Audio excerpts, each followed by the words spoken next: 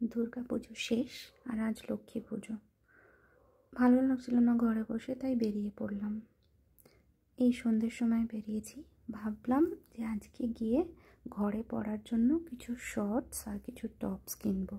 তো এটা ভেবেই আজকে আমি যাচ্ছি রেহেজা আর্কেড। এটা হলো কোরমাংলা। আর এই যে বিল্ডিংটা যেটাতে আমি এন্ট্রি করছি, এটা একটা শপিং কমপ্লেক্স যেটার নাম হলো রেহেজা আর্কেড।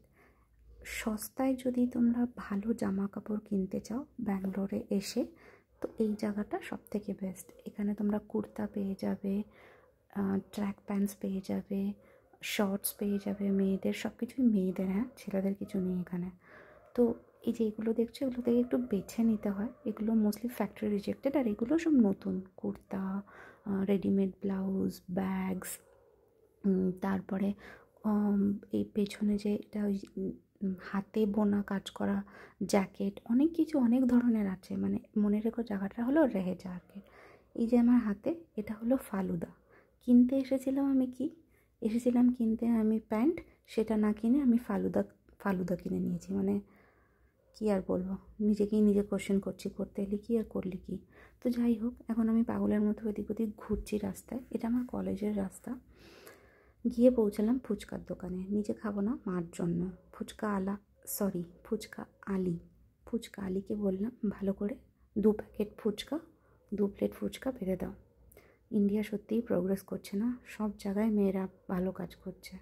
প্রথমবার আমি মেয়ে ফুচকা আলি দেখলাম। যাই হোক, সব শেষ করে আমি হাতে ফুচকা আর ফালুদা নিয়ে ঘরে ফিরছি। আর তারপরেই হলো ট্র্যাজেডি। দেখছো আমার মুখটা কীরকম হয়ে গেছে, রাগে, দুঃখে, কষ্টে, লজ্জায়। এই যে মানুষটা যে অটো চালাচ্ছে, এ আমাকে বললো একটু সাইডে দাঁড়ান।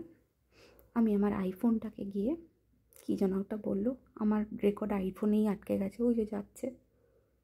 ভাবতে পারো, আমি এমএনসিতে কাজ করি, আমার কাছে অ্যান্ড্রয়েড আছে আর ওর কাছে আইফোন। এই লজ্জা আর বেদনা বুকে নিয়ে আমি ঘরে ফিরে এলাম। আর কি করব, সারা জীবন চাকরি করে একটা আইফোনও জোগাড় করতে পারলাম না।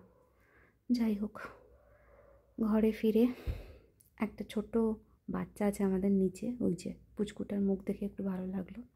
যাই হোক, এসে ভাবলাম ফালুদাটা খাই, সেখানেও ফালুদা হয়ে গেল। ওর আইফোনের চক্করে আমার আইসক্রিম পুরো শরবত হয়ে গেছে।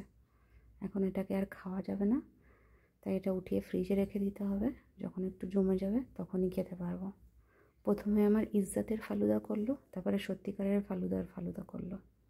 এই গেল আজকে আমার দিনটা। ভালো থেকো।